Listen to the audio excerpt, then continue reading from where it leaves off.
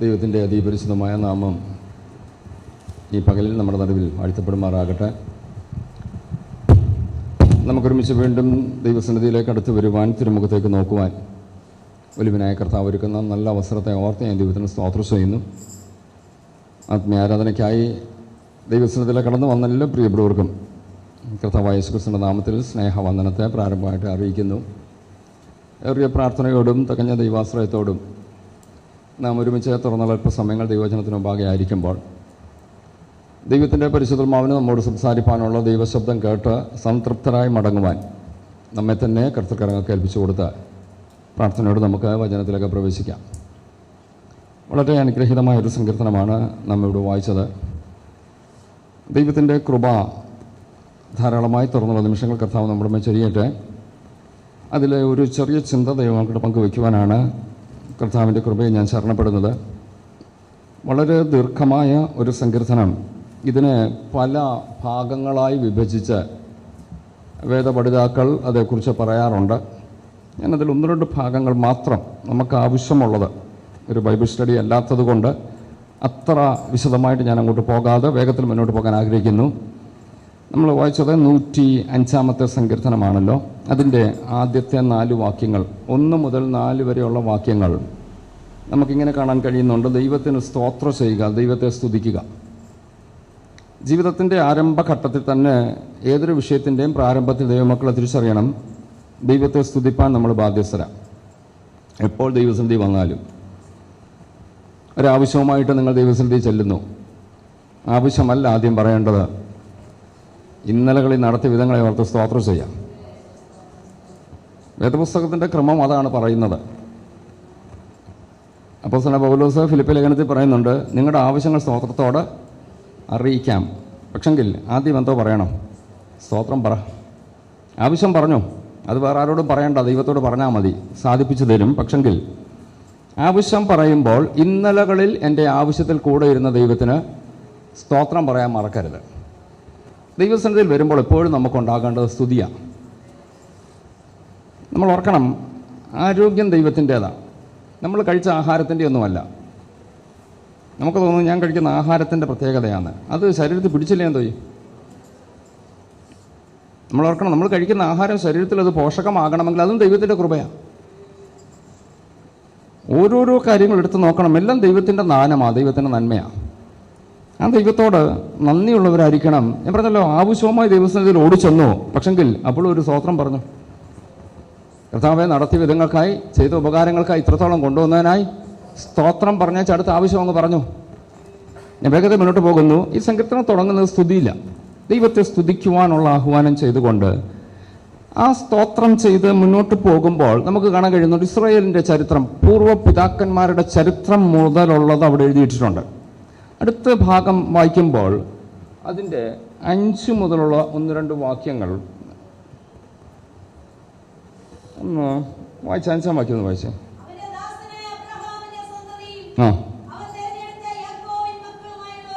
മതി. അങ്ങനെ ആ ഭാഗം വായിക്കുമ്പോൾ 5 മുതൽ 16 വരെയുള്ള വാക്യങ്ങൾ അബ്രഹാമിൻ്റെ ചരിത്രം കാണുന്നു. അബ്രഹാം, ഇസഹാക്ക്, യാക്കോബ്. ദൈവം ഇവരെ തിരഞ്ഞെടുത്തു, അവരിലൂടെ ദൈവം ചെയ്ത പ്രവൃത്തികളെക്കുറിച്ച് കാണുന്നു. 17 മുതൽ 22 വരെ അധ്യായങ്ങളിൽ ഒരു വ്യക്തി എടുത്ത് കാണിക്കുകയാണ്, യോസെഫ്. ജോസഫിൻ്റെ ചരിത്രം 17 മുതൽ 22 വരെയുള്ള വാക്യങ്ങളിൽ കാണിക്കുന്നു. അടുത്തത് 23 മുതൽ 38 വരെയുള്ള വാക്യങ്ങളിൽ മിസ്രൈമിലേക്ക് ഇവർ കടന്നു പോകുന്നു. അവിടെ ഇവർ അനുഭവിച്ച ബാധകൾ, കഷ്ടതകൾ, വേദനകൾ കാണിക്കുന്നു. അവിടെ നിന്ന് ദൈവം അവരെ വിടുവിക്കുന്നത് കാണിക്കുന്നു.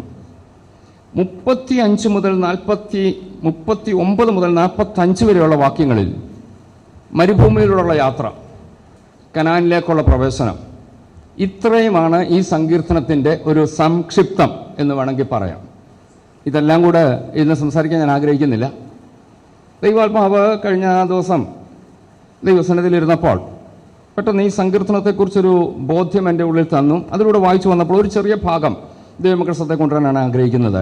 നമ്മുടെ ചിന്തയ്ക്ക് വേണ്ടി ഇന്ന് പകൽ നമ്മൾ എടുക്കാൻ ആഗ്രഹിക്കുന്നത് അതിൻ്റെ 17 മുതൽ 22 വരെയുള്ള വാക്യങ്ങളാണ്. ദയവായി അത്രയും ഭാഗങ്ങൾ ആർക്കെങ്കിലും ഒരാൾക്ക് ഉച്ചത്തിൽ വായിക്കാം. ആ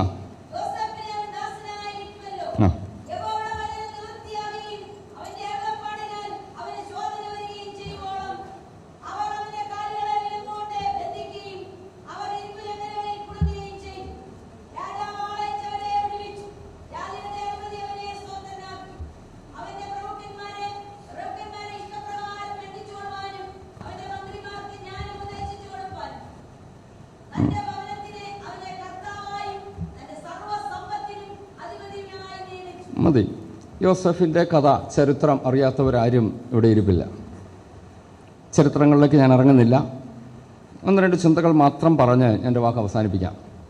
17-ാം വാക്യത്തിൽ നമ്മൾ വായിച്ച ഭാഗം, അവർക്ക് മുമ്പായി അവൻ ഒരാളെ, തൊട്ടടുത്ത വാക്യം ഒന്ന് വായിച്ചേ. ഇത് രണ്ടും കൂടെ അങ്ങനെ നോക്കുന്നത്. ദൈവം പറഞ്ഞു അയച്ചു, വീണ്ടും പറയുന്നു വിറ്റു. വിറ്റത് എങ്ങനെ അയച്ചതാകും? അയച്ചതിനെ വിൽക്കാൻ പറ്റുമോ? നമ്മൾ ഒരുമിച്ച് ഇന്ന് പകൽ ആ ചിന്തകളാണ് ചിന്തിക്കാൻ ആഗ്രഹിക്കുന്നത്. ഇതിനൊരു തലക്കെട്ട് വേണം ഇങ്ങനെ കൊടുക്കാം, ആത്മീയ പക്വത. നമ്മൾ തുറന്ന് ആ ഒരു സബ്ജക്റ്റിൽ കേന്ദ്രീകരിച്ചാണ് ഞാൻ സംസാരിക്കാൻ ആഗ്രഹിക്കുന്നത്. വളരെ ശാന്തമായിട്ട് തന്നെ പറയാം, നിങ്ങൾ വളരെ ശ്രദ്ധയോട് കേൾക്കുക. ജോസഫിൻ്റെ ചരിത്രം കേൾക്കുമ്പോൾ നമുക്കെല്ലാം വലിയ സന്തോഷം. കുഞ്ഞുങ്ങൾക്കൊക്കെ നമ്മളൊരു മോഡലായിട്ട് പലപ്പോഴും ജോസഫിനെ കാണിച്ചു കൊടുക്കാറുണ്ട്. ജോസഫിനെ ദൈവം അങ്ങ് ഉയർത്തി, നല്ല കാര്യം.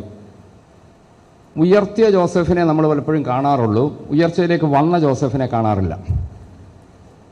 ഏതൊരു വ്യക്തിയും ഉയർന്നെങ്കിൽ ആ ഉയർച്ചയ്ക്ക് പിന്നിൽ ചില പടികളൊക്കെ ഉണ്ട്. മഹാന്മാരുടെയൊക്കെ ചരിത്രം പഠിക്കുമ്പോൾ അവരെ പോലെ ആകണമെന്നൊക്കെ പറയും. പക്ഷെ അവരെങ്ങനെ അവിടെ എത്തിയത്? നമ്മൾ അതുകൂടെ ഒന്ന് നോക്കുന്നത് നല്ലതാണ്. കുഞ്ഞുങ്ങളിൽ ആർക്കാ യോസെഫിനെ പോലെ ആകാൻ ആഗ്രഹമില്ലാത്ത?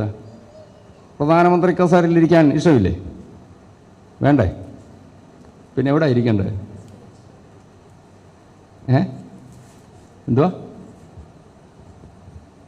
നമ്മൾ ഓർക്കണം, ഉയർച്ച ഏതൊരു മനുഷ്യനും, നിങ്ങൾ ആഗ്രഹിക്കുന്നില്ല, നിങ്ങളുടെ പേരൻസ് ആഗ്രഹിക്കുന്നുണ്ടല്ലോ, അതിനല്ലേ നിങ്ങളെ ഈ കഷ്ടപ്പെട്ട് പഠിപ്പിക്കുന്നത്. പേരൻസ് ശ്രദ്ധിച്ചോ, പിള്ളേർക്കൊന്നും വലിയ ആഗ്രഹങ്ങളൊന്നുമില്ല. മക്കളെ, നിങ്ങളെല്ലാം ഉയരണം, നിങ്ങൾ ഏറ്റവും ടോപ്പിലെത്തണം, അതാണ് ഞങ്ങളുടെ എല്ലാം ആഗ്രഹം. ഞാൻ പറഞ്ഞു വരുന്നത്, ഈ ജോസഫ് ആ സ്ഥാനത്തെത്തി. നമുക്കതിൻ്റെ പശ്ചാത്തലം ഉൽപ്പത്തി പുസ്തകത്തിൽ നിന്ന് 1-2 വാക്യങ്ങൾ ഞാൻ വേഗത്തിൽ ഓർപ്പിച്ച് മുന്നോട്ട് പോകാൻ ആഗ്രഹിക്കുന്നു. ഉൽപ്പത്തി പുസ്തകം 37-ാം അധ്യായത്തിലേക്ക് ഒന്ന് വന്നാട്ടെ. അതിൻ്റെ 27-28 വാക്യങ്ങൾ പ്രാരംഭത്തിൽ ഒന്ന് വായിച്ചോളൂ.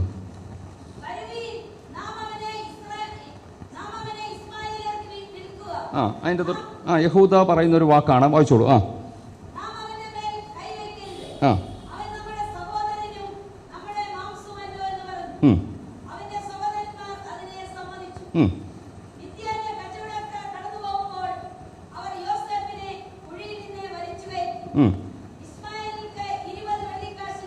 മതി, ആ ഭാഗം നമ്മൾ ശ്രദ്ധിച്ചല്ലോ. അതിൻ്റെ പശ്ചാത്തലം നമ്മൾ കണ്ടു. ജോസഫിനെ കുട്ടക്കുഴിയിലോട്ട് ഇടുന്ന ചരിത്രമൊക്കെ അറിയാവുന്നതോട് പെട്ടെന്ന് പോകുകയാണ്. അവിടെ കിടന്നപ്പോൾ രൂപേൻ എവിടെയോ പോയപ്പോൾ ബാക്കി സഹോദരന്മാരെല്ലാം അവിടെ ഉണ്ട്. യഹൂദ പറഞ്ഞു, എന്തിനാ അതിനെ കൊല്ലുന്നത്? വിറ്റേക്കാം, നമുക്കവനെ വിൽക്കാം. ബാക്കി എല്ലാവരും കൂടെ പറഞ്ഞു, ശരി വിൽക്കാം. അങ്ങനെ പറഞ്ഞുകൊണ്ടിരുന്നപ്പോൾ ഇസ്മായിലിയ കച്ചവടക്കാർ അതുവഴി വന്നു. വില പേശി അവർ 20 വെള്ളിക്കാശ് വില പറഞ്ഞു. ഇവർ ജോസഫിനെ വിറ്റു. അങ്ങനെയെങ്കിൽ വേദപുസ്തകം വളരെ വ്യക്തമായിട്ട് ഉറപ്പിക്കുന്നു, ജോസഫിനെ വിറ്റു. 45-ാം അധ്യായത്തിലേക്ക് ഒന്ന് വന്നാട്ടെ. ജോസഫ് സഹോദരന്മാരോട് കണ്ടുമുട്ടുമ്പോൾ സംസാരിക്കുന്ന ഒരു വാക്ക്, ഉൽപ്പത്തി പുസ്തകം 45-ാം അധ്യായത്തിൻ്റെ 8-ാം വാക്യം ഒന്ന് വായിച്ചേ.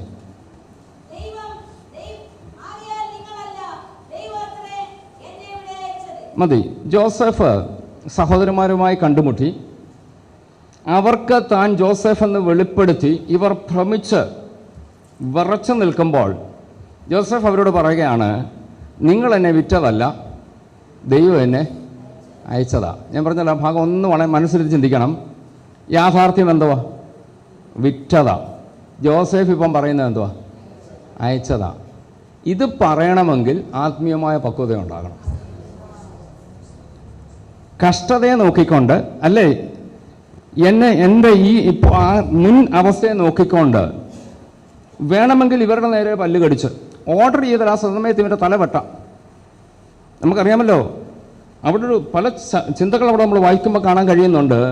ഇവരോട് ജോസഫ് ആദ്യം അല്പം ക്രൂരമായി, എന്ന് പറഞ്ഞാൽ ഇവർ സഹോദരന്മാർ തന്നെയാണോ എന്ന് തിരിച്ചറിയേണ്ടതിന് വേണ്ടി, നിങ്ങൾ ഒറ്റുകാർ, ദേശത്തിൻ്റെ ദുർബല ഭാഗം നോക്കാൻ വന്നവർ എന്നൊക്കെ പറഞ്ഞ് താനാണെന്ന് വെളിപ്പെടുത്താതെ നിന്നൊരു സമയം.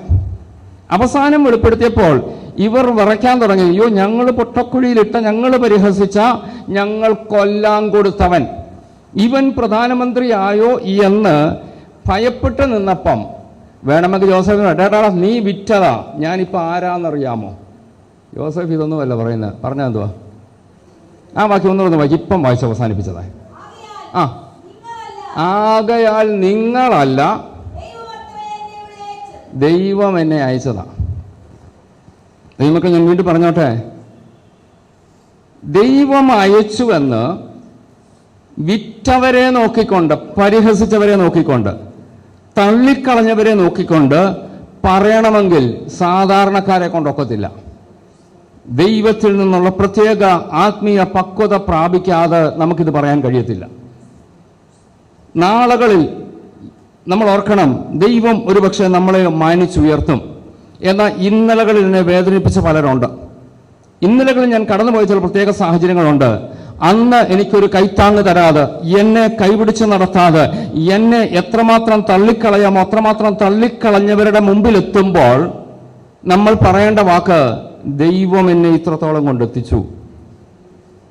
ഒരു വിദ്വേഷത്തിന്റെ ലാഞ്ചന പോലും തൻ്റെ സഹോദരന്മാരോട് യോസേഫിനില്ലായിരുന്നു.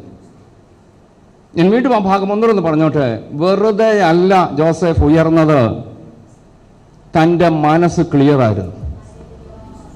എപ്പോഴും നമ്മൾ ഓർക്കേണ്ട ഒരു കാര്യം ഇതാണ്, ദൈവമേ എൻ്റെ മനസ്സിൽ വേണ്ടാത്ത ആരും കയറിയിരിക്കരുത്.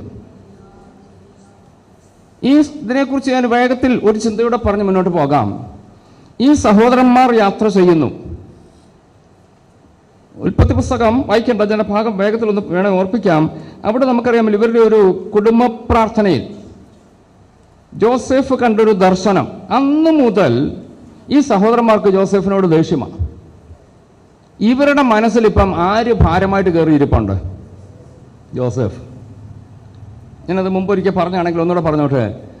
ഈ സഹോദരന്മാർ പോകുമ്പോഴൊക്കെ ഇപ്പം ആരെയും പൊക്കിക്കൊണ്ടാണ് പോകുന്നത്, ഒരു ഭാരവും വെച്ചോണ്ടാണ് പോകുന്നത്. ആരാ ഭാരം? അവരുടെ ഭാരം ആരാ? ജോസഫാ. എന്ന് തിരിച്ച് ഞാൻ ചോദിച്ചോട്ടെ, ജോസഫിന് എടുക്കാനാണ് എത്ര ഭാരമുണ്ട്? ഈ 10 എണ്ണത്തിനോടും ദേഷ്യമില്ലേ? ഈ 10 എണ്ണത്തിനെ ചുമ്മിക്കൊണ്ട് വേണ്ടേ പോകാൻ? ജോസഫിനോട്, ജോസഫ് ഭാരം വല്ലതും ഉണ്ടോ? ഇല്ല. എന്നാ? ഞാൻ അത് അന്നേരം അങ്ങ് താഴെ ഇട്ടു. ഈ ഭാരവും വഹിച്ചുകൊണ്ട് പോകുന്നവനും ഭാരമില്ലാത്തവരും പോക്ക് തമ്മിൽ വലിയ വ്യത്യാസമുണ്ട്. ഈ 10 എണ്ണം പോകുമ്പോഴും ഭാരവും ചുമ്മിക്കൊണ്ടാണ് 10 പേര് പോകുന്നത്. ജോസഫേ, നിനക്കെന്തോ ഉണ്ട്? ഞാൻ ഫ്രീയാ, എനിക്ക് ഭാരമൊന്നും, അതുകൊണ്ട് എൻ്റെ നടപ്പിച്ചിര സ്പീഡിലാണ്. ആരാ മുമ്പിൽ മിസ്രൈമിലെത്തിയത്? ആരാ ഉന്നത സ്ഥാനത്തെത്തിയത്? ഭാരമില്ലാത്തവനാ. മറ്റവന്മാർ ഭാരവും ചുമ്മിക്കൊണ്ട് വരിക. വ്യക്തമായി ദൈവമക്കൾ തിരിച്ചറിഞ്ഞോണം, ജീവിതയാത്രയിൽ ഒരു മുന്നേറ്റം ആഗ്രഹിക്കുന്നെങ്കിൽ, ഒരു ഉന്നതി ആഗ്രഹിക്കുന്നെങ്കിൽ ഭാരമെടുത്തങ്ങ് മാറ്റ്. ഭാരവും കൊണ്ട് ഓടിയാൽ ഓട്ടം നടക്കത്തില്ല, വഴിയിൽ തളർന്നു പോകും. നമുക്ക് ദൈവത്തോട് പറയാൻ, കർത്താവേ ഭാരമില്ലാതെ ഓടാനുള്ള കൃപ എനിക്ക് തരണമേ.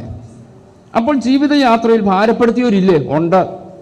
ഞാൻ ചോദിച്ചോട്ടെ, ജോസഫിനെ ഭാരപ്പെടുത്തി അത്രയും നമ്മളെ ആരെങ്കിലും ഭാരപ്പെടുത്തിയിട്ടുണ്ടോ? പക്ഷെ നമ്മുടെ മനസ്സിൽ ഇപ്പോൾ എത്രയോ പേര് കയറി കിടപ്പുണ്ട്.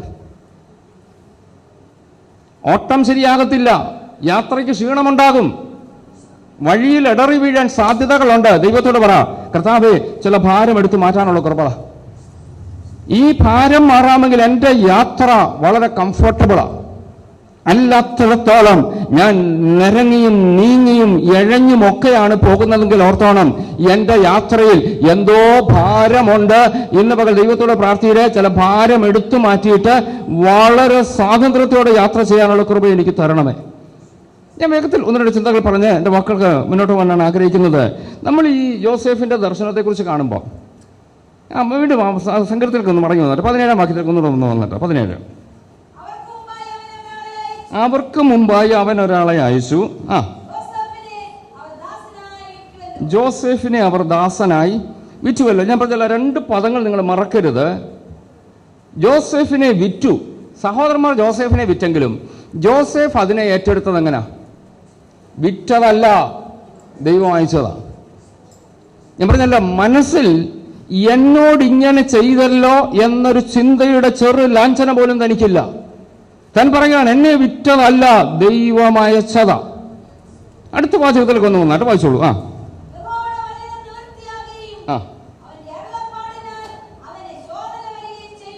മതി, ആ ഭാഗം ഒന്ന് ശ്രദ്ധിച്ചോണം. യഹോവയുടെ വചനം നിവർത്തിയാകും. ഞാൻ ആ ഭാഗത്ത് ഒന്നൊരു ചിന്തകളെ ഓർപ്പിക്കാം.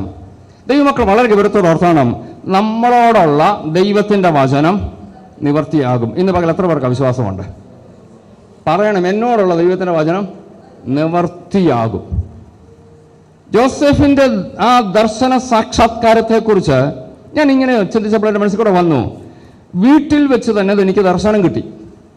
ഈ ദർശനത്തിന് അംഗീകാരമില്ല. ചേട്ടന്മാർ പറയുന്നൊരു വാക്കുണ്ട്, ഇവന്റെ സ്വപ്നം യാഥാർത്ഥ്യമാകുമോ എന്ന് നമുക്ക് കാണണം.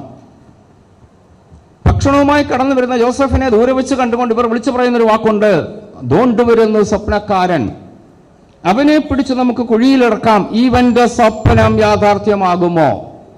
മാത്രമല്ല, അന്ന് വീട്ടിൽ വെച്ച് അവർ പറയുന്നുണ്ട്, ഇവൻ രാജാവാകുമോ, ഇവൻ ഞങ്ങളെ വാഴുമോ? ദർശനം പ്രാപിച്ചവൻ ദിവസവും കേൾക്കുന്ന വാക്കിതാണ്, വിളിക്കുന്നത് പരിഹാസത്തിന്റെ വിളി. അവർ പറയുന്ന വാക്ക്, എടാ നിന്റെ ദർശനം എവിടെയാണ് സാക്ഷാത്കരിക്കാൻ പോകുന്നത്? ഞങ്ങളൊന്ന് കാണട്ടെ. കാലം മുന്നോട്ട് പോകുന്നു, ഞാൻ വേഗത്തിൽ മുന്നോട്ട് പോകുന്നു. ഈ ജോസഫ് കാരാഗ്രഹത്തിൽ അടയ്ക്കപ്പെടുന്നു. കാരാഗ്രഹത്തിൽ അടയ്ക്കപ്പെട്ടതിൻ്റെ 11-ാം വർഷം ദർശനം കണ്ട് സ്വപ്നം കണ്ട് വ്യാകുലപ്പെട്ട 2 പേർ, അപ്പക്കാരുടെ പ്രമാണിയും പാനപാത്രവാഹകന്റെ പ്രമാണിയും. യോസേഫ് ഇവരുടെ സ്വപ്നത്തെ വ്യാഖ്യാനിച്ചു. നമ്മൾ ഓർത്ത് നോക്കണം, ഈ സ്വപ്നം കണ്ട ദർശനം കണ്ട ജോസഫിന്റെ അനുഭവത്തിലൂടെ ഒന്ന് പെട്ടെന്ന് ഓടിപ്പോവുക. സ്വപ്നം കണ്ട ഭക്തനായ ദർശകന് വീട്ടിൽ സ്ഥാനമുണ്ടോ? ഇല്ല. വീട്ടിൽ അവന് പരാതി, അവനെ കളിയാക്കൽ. ഇനി ജയിലിൽ ചെന്നു, വ്യാഖ്യാനിച്ചു കൊടുത്തു. 2 പേരുടെ സ്വപ്നം വ്യാഖ്യാനിച്ചു. ഒരുത്തൻ മറന്നുപോയി, ഒരുത്തൻ ചത്തും പോയി. സ്വപ്ന വ്യാഖ്യാനം കൊണ്ട് എന്താ അർത്ഥം? കൂടെ ഉണ്ടോ നിങ്ങൾ? ജോസഫ് പറഞ്ഞു, കേട്ടോ, ഒരുത്തൻ്റെ സ്വപ്നത്തിൻ്റെ വ്യാഖ്യാനം അവനെ 3-ാം ദിവസം കൊല്ലുവന്ന്, അവൻ ചത്തു. ഇനി അവൻ ആരോട് പറയാനോ? ഞാൻ സ്വപ്നം കണ്ടു അതുപോലെ വ്യാഖ്യാനിച്ചെന്ന് പറയാനുണ്ടോ? ഇനി ഒരുത്തൻ ജീവനുണ്ടോ, അവനെന്തോ ചെയ്തു? അവനിത് മറന്നും പോയി. 13 വർഷം തൻ്റെ ആ ദർശനങ്ങൾ, ദൈവിക കാഴ്ചപ്പാടുകൾ ഫലമില്ലാതെ പൊക്കോണ്ടിരിക്കുക. ഈ 18-ാം വാക്യത്തെ നമ്മൾ വായിച്ചത് ഒന്നുകൂടെ വായിച്ച വാക്യം മാത്രം മതി. 1 മിനിറ്റ് നിർത്തണേ. ദൈവമക്കളെ, ഞാൻ ചോദിച്ചോട്ടെ, ദൈവത്തിന് വചനം നിവൃത്തിയാകുമോ? സന്തോഷത്തോടെ പറയണം, കാലതാമസം ഉണ്ടായാലും എന്നോടുള്ള, എന്നെ കാണിച്ച, ഞാൻ അറിഞ്ഞ, ഞാൻ കേട്ട ദൈവത്തിൻ്റെ വചനം നിവൃത്തിയാകും. Yes, hallelujah. പലപ്പോഴും നമുക്കുണ്ടാകുന്നൊരു ചിന്ത, അല്ലെങ്കിൽ നമ്മളെ അലട്ടുന്ന ഒരു ആകുലത എന്ന് പറയുന്നത്, ഞാൻ ഭക്തനായിട്ട് ജീവിക്കുന്നു, ദർശനത്തിനനുസരിച്ച് ജീവിക്കുന്നു, പക്ഷെങ്കിൽ എൻ്റെ ദർശനത്തിന് അംഗീകാരമില്ല, എൻ്റെ വീട്ടുകാർ അംഗീകരിക്കുന്നില്ല, യാതൊരു പരിചയവുമില്ലാതെ എന്നോടൊപ്പം ജയിലിൽ കിടന്നവർ, അവർക്കും ഈ ദർശനം ഞാൻ വ്യാഖ്യാനിച്ചു കൊടുത്തത് അതുപോലെ നിറവേറിയിട്ടും അതിൻ്റെ ഫലം എനിക്കുണ്ടാകുന്നില്ല. പക്ഷെ കാലം മുന്നോട്ട് ചെന്നപ്പോൾ ദൈവം ഫറവോ രാജാവിനെ ഒരു സ്വപ്നം കാണിച്ചു. നമ്മൾ ആ ഭാഗമൊക്കെ നോക്കണം. രാവിലെ താൻ മന്ത്രവാദികളെ വിളിക്കുന്നു, ജ്ഞാനികളെ വിളിക്കുന്നു, സ്വപ്നം പറയുന്നു, അർത്ഥം പറഞ്ഞു തരാൻ പറഞ്ഞിട്ട് ഒരു തരത്തിലും അവരെ കൊണ്ടൊക്കുന്നില്ല. ഇന്നലെ അവരെ അർത്ഥം പറഞ്ഞു കൊടുത്തവർ, അതുകൊണ്ടാണല്ലോ അവർ ആ ജോലിയിൽ നിന്നത്. പക്ഷെങ്കിൽ ഈ സ്വപ്നത്തിന്റെ അർത്ഥം അവരെ കൊണ്ട് പറഞ്ഞു കൊടുക്കാൻ കഴിയാത്ത രീതിയിൽ അവരുടെ ഹൃദയത്തെ ദൈവം മടച്ചു വെച്ചു. ജോസഫ് അവിടേക്ക് വരുന്നു, സ്വപ്നം വ്യാഖ്യാനിക്കുന്നു. ഞാൻ വേഗത്തിൽ ആ ഭാഗം പറഞ്ഞു മുന്നോട്ട് പോയിക്കോട്ടെ. ദൈവമക്കളെ, ദൈവം തന്ന ദർശനം ഭക്തിക്കനുസരിച്ച് ജീവിക്കുമ്പോൾ എൻ്റെ ജീവിതത്തിന് അർത്ഥമില്ലേ? എന്നെ കൊണ്ട് പ്രയോജനമില്ലേ? ഞാൻ ഇങ്ങനെ ഭക്തനായിട്ട് ജീവിച്ചിട്ട് അർത്ഥമില്ലേ? ചിലപ്പോൾ ചോദ്യങ്ങൾ വരാം. എന്നാൽ ഇന്ന് പകൽ ആ വചനത്തിന്റെ അടുത്ത് നിന്നുകൊണ്ട് പറയട്ടെ, യഹോവയുടെ വചനം നിവർത്തിയാകും. ഏതെങ്കിലും വിഷയത്തിൽ എൻ്റെ ആത്മീയതയ്ക്ക് ഫലമില്ലേ എന്ന് ചിന്തിക്കുന്നവരോട് ദൈവത്തിന്റെ വചനത്തിൽ നിന്നോട് ഞാൻ വിളിച്ചു പറയുന്നു, നിങ്ങളുടെ ആത്മീയതയ്ക്ക് ഫലമുണ്ട്. ദൈവം നിങ്ങളോട് പറഞ്ഞ ചില വചനം നിവർത്തിയാവുക തന്നെ ചെയ്യും. കാലം മുന്നോട്ട് ചെല്ലുമ്പോൾ അറിയാതെ നമ്മുടെ ഉള്ളിലൊരു ചിന്ത വരാം. നമുക്കറിയാമല്ലോ, 73-ാം സങ്കീർത്തനത്തിൽ ആസാഫ് പറയുന്ന, വായിക്കേണ്ട, ഞാൻ ആ ഭാഗങ്ങളൊക്കെ അങ്ങ് പറഞ്ഞു വിടാം. ആസാഫ് പറയുന്ന ഒരു ഭാഗമുണ്ട്, കുറ്റമില്ലായ്മയിൽ ഞാൻ എൻ്റെ കൈകളെ കഴുകിയത് വ്യർത്ഥം. ഞാൻ കുറ്റം ചെയ്യുന്നില്ല, ഞാൻ ഭക്തനാ, പക്ഷെ എനിക്കെന്നും എന്തേ ഉള്ളൂ. വീണ്ടും തന്നെ ആ ഭാഗത്ത് പറയുന്നുണ്ടല്ലോ, ദൈവത്തെ വിളിക്കാത്തവൻ പുഷ്ടി കൊണ്ട് അവരുടെ കണ്ണുപോലും തെളിനിക്കൂ. അവന് രോഗമില്ല, അവന് പ്രശ്നമില്ല. പ്രശ്നം മുഴുവൻ ഇപ്പം ആർക്കാ? വല്ല അർത്ഥമുണ്ടോ ഈ ദൈവത്തെ വിളിച്ചിട്ട്? പ്രാർത്ഥിച്ചിട്ട് വല്ല കാര്യമുണ്ടോ? കൂട്ടായ്മയ്ക്ക് പോയിട്ട് എന്തെങ്കിലും അർത്ഥമുണ്ടോ? അറിയാതെ ചോദ്യങ്ങൾ വരിക. കാരണം താൻ നോക്കുമ്പോൾ ദൈവത്തെ വിളിക്കാത്തവന് ഓരോ ദിവസവും ഉയർച്ച, ദൈവത്തെ വിളിക്കുന്നവന് എന്നും പ്രശ്നം. ഇട്ടേച്ച് പോയാലോ?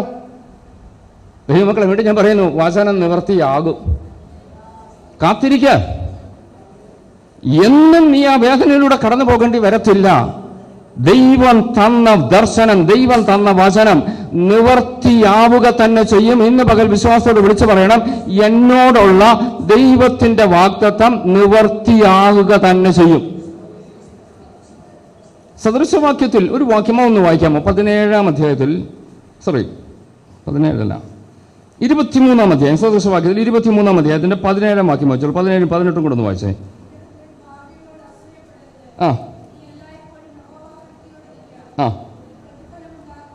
മതി, വളരെ ഗൗരവത്തോടെ ദൈവമക്കൾ അർത്ഥമാണ്. ഒന്നുകൂടെ വായിച്ച ഭാഗം, നീ പാപികളോട് അസൂയപ്പെടരുത്, നീ എല്ലായ്പ്പോഴും യഹോവാഭക്തിയോടിരിക്കുക, ഒരു പ്രതിഫലം ഉണ്ടാകും. ഇന്ന് പകൽ ആത്മാവിൽ അതൂതി ഞാൻ ആവർത്തിച്ച് പറഞ്ഞോട്ടെ, മറ്റൊരാൾ, ദൈവത്തെ സേവിക്കാത്ത ഒരാൾ, അവന്റെ ഉയർച്ച കണ്ടിട്ട്, വളർച്ച കണ്ടിട്ട് നീ അസൂയപ്പെടരുത്. പകരം നീ എപ്പോഴും യഹോവാഭക്തിയോടിരുന്നാൽ നിനക്കൊരു പ്രതിഫലമുണ്ട്.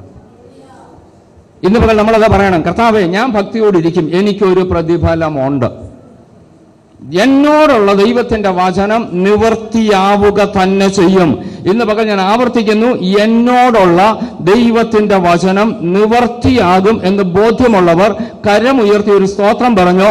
എന്നോടുള്ള ദൈവത്തിന്റെ വചനം നിവർത്തിയാകും. ചിലപ്പോൾ ചോദ്യങ്ങൾ വരും, എത്ര നാൾ കാത്തിരിക്കണം? യഹോവയുടെ വചനം നിവർത്തിയാകുവോളം. അടുത്ത വാചകം 18, സങ്കീർത്തനത്തിൽ വന്നാട്ടെ.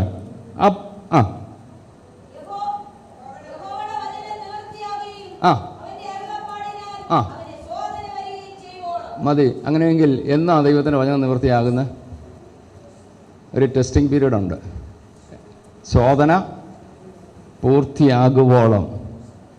ദൈവം ടെസ്റ്റ് ചെയ്യുമ്പോൾ ഇതിനൊരു ഫുൾ സ്റ്റോപ്പ് ദൈവം വെച്ചിട്ടുണ്ട്. ലാസ്റ്റ് ഒരു എൻഡ് ടൈം ദൈവം വെച്ചിട്ടുണ്ട്. ആയുഷ്കാലം മുഴുവൻ അങ്ങ് നീണ്ടു പോകത്തില്ല, അങ്ങനെ ധരിക്കല്ലേ.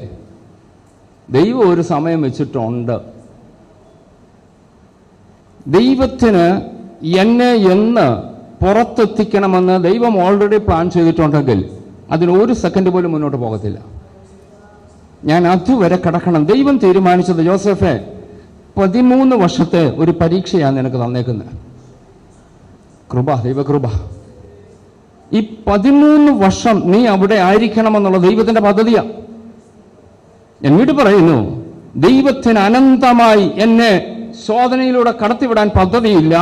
ദൈവത്തിന് എന്നെ കടത്തിവിടാൻ ചില പദ്ധതികൾ ദൈവം നിശ്ചയിച്ചു വെച്ചിരിക്കുന്ന ചില ടൈമുണ്ട്.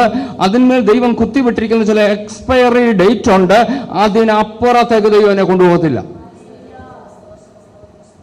ദൈവത്തിന്റെ വചനം നിവൃത്തിയാവുകയും, നമ്മളോട് വായിച്ചത് ഇങ്ങനെയാണല്ലോ, യഹോവയുടെ വചനം നിവൃത്തിയാവുകയും അവന്റെ അരുളപ്പാടിനാൽ അവന് ശോധന വരികയും ചെയ്യുവോളം അവന്റെ കാലുകൾ വിലങ്ങുകൊണ്ടും ബന്ധിക്കുകയും അവൻ ഇരുമ്പ് ചങ്ങലയിൽ. അങ്ങനെയൊക്കെ ഞാൻ വീണ്ടും പറയുന്നു, ദൈവത്തിന്റെ ടൈം വരെ ചില ശോധനയിലൂടെ നമ്മൾ കടന്നു പോയാൽ പറ്റത്തുള്ളൂ. വീണ്ടും പറഞ്ഞോട്ടെ, ശോധനയ്ക്കൊരു ലിമിറ്റ് ദൈവം വെച്ചു. ജോസഫ് ഈ ശോധന അനുഭവിച്ച എത്ര കാലമാണ്?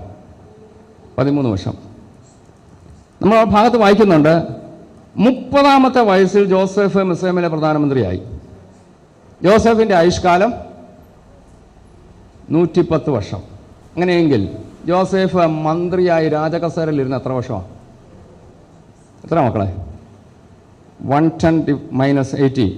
സോറി, ആൻസർ ചെയ്യാനങ്ങ് പറഞ്ഞു. ഓക്കെ, നിങ്ങൾക്ക് എളുപ്പമായി. 30-ാമത്തെ വയസ്സിൽ കസേര കയറി 110-ാമത്തെ വയസ്സിൽ മരിച്ചു. അപ്പോൾ എത്ര വർഷം ഉണ്ടായിരുന്നു? 80 വർഷം. ഞാൻ ചോദിച്ചോട്ടെ, ശോധന എത്ര വർഷമായിരുന്നു? ഉറക്കെ ഒന്ന് പറഞ്ഞേ. 13.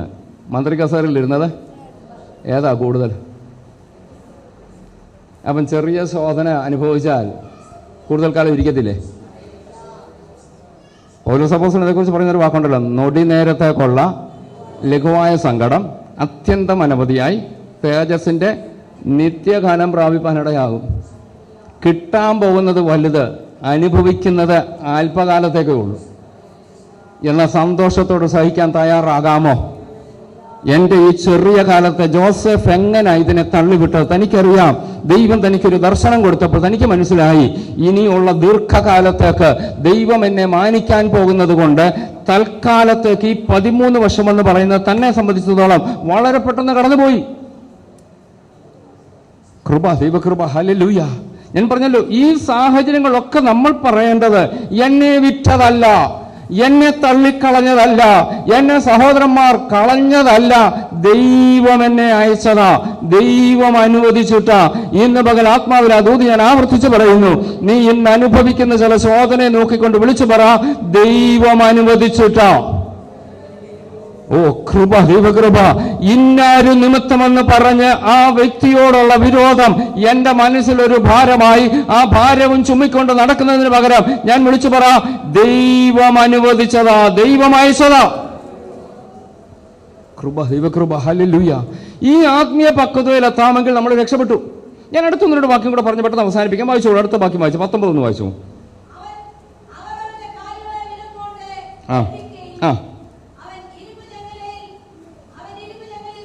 മതി. ഇരുമ്പ് ചങ്ങലയിൽ നീണ്ട 13 വർഷം കിടന്ന ജോസഫ് 20ാമത്തെ വാക്യത്തിലേക്ക് വരുമ്പോൾ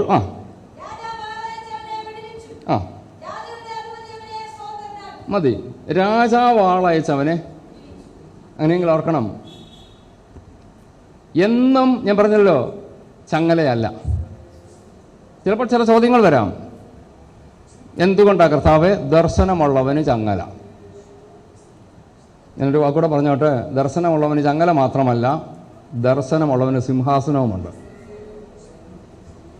ഇന്ന് നീ ചങ്ങലയിലായിരിക്കും, പക്ഷെ വിശ്വാസാൽ സിംഹാസനം ഒന്ന് കാണാം. ഇന്നത്തെ ചില സ്വാതന്ത്ര്യമില്ലായ്മയായിരിക്കാം. ചങ്ങലയ്ക്കകത്ത്, കാരാഗ്രഹത്തിനകത്ത് എനിക്ക് വേണ്ടത്ര സ്വാതന്ത്ര്യമില്ലാതെ എന്നെ ബന്ധിക്കപ്പെട്ട് ഞാൻ 4 ചുവരുകൾക്കുള്ളിൽ ഒതുങ്ങിപ്പോയി എന്ന് തോന്നുന്നെങ്കിൽ നിങ്ങൾ ആ ചിന്ത വിട്ടിട്ട് പറയണം, ദർശനമുള്ളവന് ചങ്ങല മാത്രമല്ല, ദർശനമുള്ളവന് വേണ്ടി ചില സിംഹാസനവും കാത്തിരിക്കുന്നുണ്ട്. കൃപ, ദൈവകൃപ. ചങ്ങലയെ നിങ്ങൾ അങ്ങ് വിട്ടിട്ട് പറ, ചങ്ങലയ്ക്ക് അപ്പുറത്ത് എനിക്കൊരു സിംഹാസനം എൻ്റെ കർത്താവ് ഒരുക്കിയിട്ടുണ്ട്. ദൈവം നമുക്ക് വേണ്ടി ഒരുക്കിയിരിക്കുന്ന ആ അനുഗ്രഹ നന്മകൾ അനുഭവിപ്പാനായിട്ട് പോകുന്ന വഴിയിൽ ചിലപ്പോൾ ചങ്ങല കണ്ടെന്നിരിക്കും. അതിന് ഞാൻ പറഞ്ഞ ഒരു ടൈം ലിമിറ്റ് ദൈവം വെച്ചിട്ടുണ്ട്. ദൈവത്തിന്റെ വചനം നിവൃത്തിയാകുന്ന ഒരു കാലപരിധിയുണ്ട്. അതിനപ്പുറത്തേക്ക് പോകത്തില്ല. ആ കാലപരിധിയിൽ ദൈവം അതിൽ നിന്ന് തന്നെ പുറത്തെത്തിക്കും. വായിച്ചോളൂ, അടുത്ത ഭാഗത്തോട് വായിച്ചോളൂ. രാജാവ് ആളയച്ചവനെ വിടുവിച്ചു.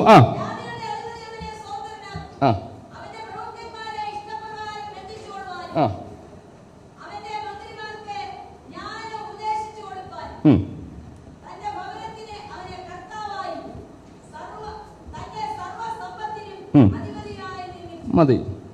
ഈ ജോസഫിന് കൊടുത്ത അധികാരം കണ്ടോ? ഉൽപ്പത്തി പുസ്തകത്തിൽ ഒന്നുകൂടെ വരാമോ? 41-ാം അധ്യായത്തിന്റെ 40-41 വാക്യം കൂടെ ഒന്ന് വായിക്കാമോ? ഇത് രണ്ടും കൂടെ ഒന്ന് കമ്പയർ ചെയ്ത് പോകുമ്പോൾ നമുക്ക് ഇച്ചിരൂടെ പെട്ടെന്ന്. നീ എൻ്റെ ഗ്രഹത്തിന് മേലധികാരിയാകും, നിന്റെ വാക്ക് എൻ്റെ ജനമെല്ലാം അനുസരിച്ച് നടക്കും.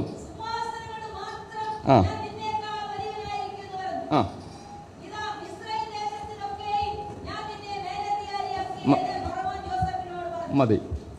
നമ്മൾ ഓർക്കണം, ഇപ്പം അധികാരം ആർക്ക് കിട്ടി? ഇവിടെ ഒരു പ്രത്യേക പദം കൂടെ നമ്മൾ വായിച്ചു. 21-ാം വാക്യത്തിൽ അവൻ്റെ പ്രഭുക്കന്മാരെ ഇഷ്ടപ്രകാരം ബന്ധിച്ചു കൊള്ളുക. ജോസഫിനിപ്പം ആരെയും അറസ്റ്റ് ചെയ്യാനുള്ള അധികാരം കൊടുത്തു. ഇത് അധികാരം ആരാ കൊടുത്തത്? ഫറവോൻ രാജാവ് കൊടുത്തു. ഞാൻ ഒന്നാമൻ, നീ രണ്ടാമൻ, നിനക്ക് അധികാരം. സിംഹാസനം മാത്രമേ ഉള്ളൂ വ്യത്യാസം. നിനക്ക് എന്തും ചെയ്യാം, ആരെയും അറസ്റ്റ് ചെയ്യാം. ഞാൻ ചോദിച്ചോട്ടെ, ഈ ആത്മീയ പക്വത എന്ന് പറയുന്നത് ദൈവത്തിൽ നിന്ന് പ്രത്യേകം പ്രാപിച്ചെടുത്തേ പറ്റത്തുള്ളൂ. ജോസഫിന് കൊടുത്ത അധികാരം ബന്ധിച്ചു കൊള്ളുക. ഇംഗ്ലീഷിൽ അത് വായിച്ചു വന്നാൽ നിനക്ക് അറസ്റ്റ് ചെയ്യാനുള്ള അധികാരമുള്ളതാണ്. അങ്ങനെയൊക്കെ ഞാൻ ചോദിച്ചോട്ടെ, ന്യായമായി ജോസഫിൻ്റെ സ്ഥാനത്ത് നമ്മളായിരുന്നെങ്കിൽ ആദ്യം ആരെ അറസ്റ്റ് ചെയ്യും? സഹോദരന്മാരെ അറസ്റ്റ് ചെയ്യാം. പിന്നെ തീർന്നില്ല, വേറൊരാളെ കൂടെ അറസ്റ്റ് ചെയ്യാം. 13 വർഷം ജയിലിലിട്ടതാരോ? ചെയ്യാത്ത തെറ്റിന് ചെയ്തെന്നും പറഞ്ഞ് കുറ്റം ആരോപിച്ച് ജയിലിൽ കൊണ്ടിട്ട പൊത്തിഫേറിൻ്റെ ഭാര്യ എന്തോ ചെയ്യാം? അറസ്റ്റ് ചെയ്യാം. ജോസഫ് ചെയ്തോ? എന്തുകൊണ്ടാണ്? അതാ ആത്മീയ പക്വത. മാത്രമല്ല, ഈ ദർശനം വെളിപ്പെട്ടപ്പോൾ ഫറവോന് ഇത് ഇഷ്ടപ്പെട്ടപ്പോൾ 2 സ്വപ്നത്തിൻ്റെ വ്യാഖ്യാനം കൊടുത്തേച്ച് പറഞ്ഞു വേഗത്തിൽ സംഭവിക്കാനുള്ളത് കൊണ്ട് ദൈവം ഫറവോനെ അങ്ങേക്ക് ഇത് വെളിപ്പെടുത്തി തന്നതാണ് എന്ന് പറഞ്ഞപ്പോൾ ഫറവോൻ ചോദിക്കുന്നു, ഇവനെ പോലെ ജ്ഞാനമുള്ള ദൈവാത്മാവുള്ള വേറൊരുത്തനെ കണ്ടു കിട്ടുമോ എന്ന് ചോദിച്ച് അടുത്ത വാചകത്തിൽ പറയുന്നതാണ് 2-ാം രഥത്തിൽ കയറ്റി. 1-ാം രഥം രാജാവിൻ്റെ, 2-ാം രഥം ജോസഫിന് കൊടുത്തിട്ട് വീതി എങ്ങും ജോസഫിനെ കയറ്റിക്കൊണ്ട് പോകുമ്പോൾ പറയുന്നുണ്ട് മുട്ടുകുത്ത്. സകല ദേശക്കാരും മുട്ടുകുത്തിയപ്പോൾ ആരും മുട്ടുകുത്തി? നിങ്ങളെ പോയിന്റിലേക്കൊന്ന് വരണം. പൊത്തിഫേറിൻ്റെ ഭാര്യയും ജോസഫ് പല്ല് കടിച്ചില്ല. നീ നിമിത്തമായി എനിക്ക് ഈ ഗതികേടല്ല. ഞാൻ ചിന്തിക്കുന്നത് ഇങ്ങനെയാണ്, ജോസഫ് അവരെ അനുഗ്രഹിച്ച് കാണും. നീ ഈ പണിയൊക്കെ കാണിച്ചോണ്ടാ എനിക്ക് ഈ നിലയെത്താൻ കഴിഞ്ഞത്. ഞാൻ ഒരു വാക്യം കൂടെ ഒന്ന് ഓർപ്പിക്കാം. നമുക്ക് ഈ ആത്മീയ പക്വതയിൽ എത്തണമെങ്കിൽ ഞാൻ പറഞ്ഞല്ലോ, അല്പം ഈസിയാ ദൈവത്തിൻ്റെ വചനത്തിൻ്റെ ദൈവത്തിൻ്റെ കൃപയൊന്ന് പ്രാപിച്ചാൽ മതി. ഉൽപ്പത്തി പുസ്തകം 39 ഒന്ന് വന്നേട്ടെ. 39:4 ഒന്ന് വായിച്ചേ.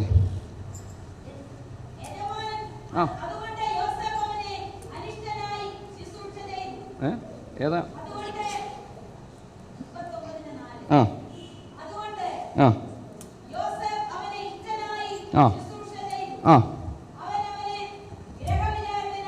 അവൻ അവനെ ഗ്രഹവിചാരകൻ. അങ്ങനെയെങ്കിൽ പെട്ടെന്ന് ഞാൻ ആ ഭാഗം ഒന്ന് പറഞ്ഞു വിടാം.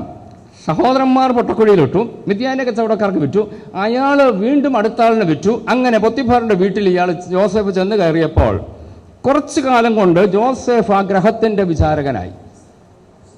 ഈ സഹോദരി കുറ്റമാരോപിച്ച് ജയിലിൽ അടച്ചില്ലായിരുന്നെങ്കിൽ ജോസഫിന്റെ അവസാനം ആ വീട്ടിന്റെ ഗ്രഹവിചാരകനായിട്ടായിരുന്നു.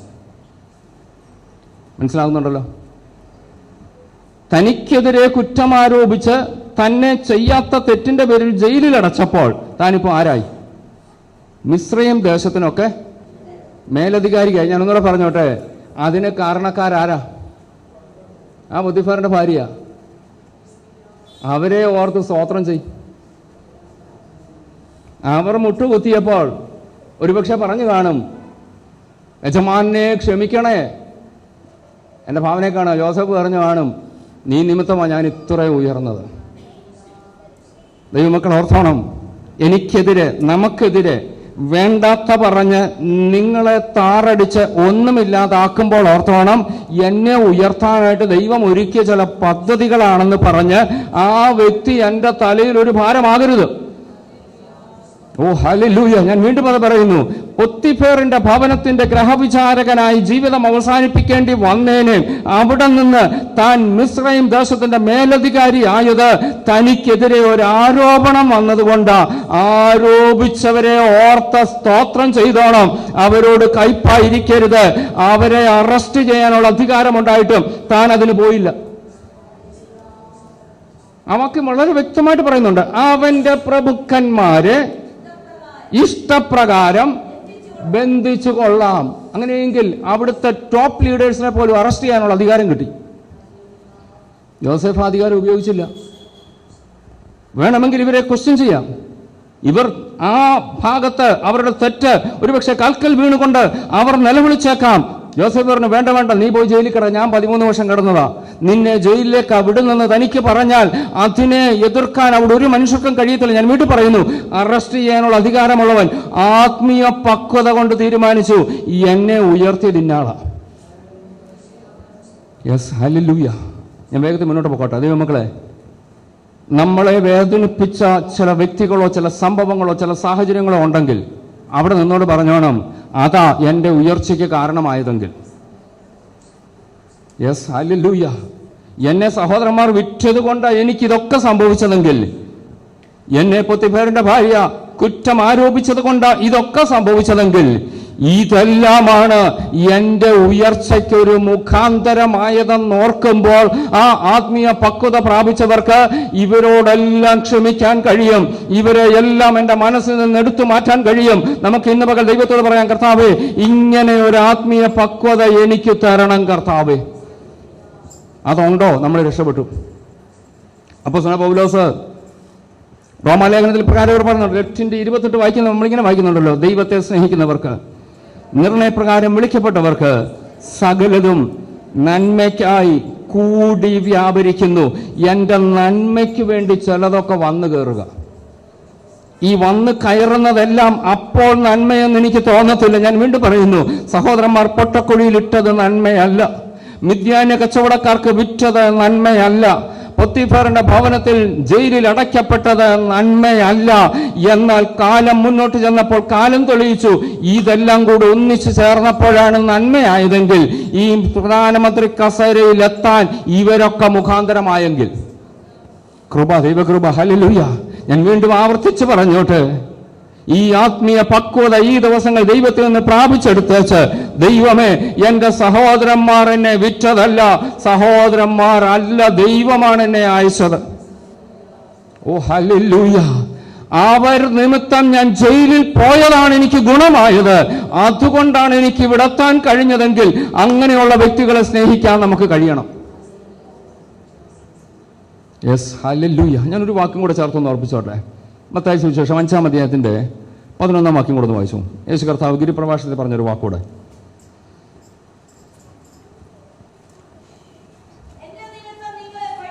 എന്റെ നിമിത്തം നിങ്ങളെ പഴിക്കുകയും ഉപദ്രവിക്കുകയും. ആ മതി ദൈവമക്കൾ, ഈ വചനമൊക്കെ ഉള്ളിൽ കയറാമെങ്കിൽ രക്ഷപ്പെട്ടു. ഇതാ ആത്മീയ പക്വത. നിങ്ങളെ പഴിക്കുകയും ഉപദ്രവിക്കുകയും നിങ്ങളെ കൊണ്ട് എല്ലാ തിന്മയും എന്ന് പറഞ്ഞാൽ ഞാൻ ചെയ്യാത്ത കാര്യങ്ങളെല്ലാം കള്ളം പറഞ്ഞ് ഞാൻ ചെയ്തെന്ന് പറയുമ്പോൾ നിങ്ങൾ ഭാഗ്യവാന്മാര്.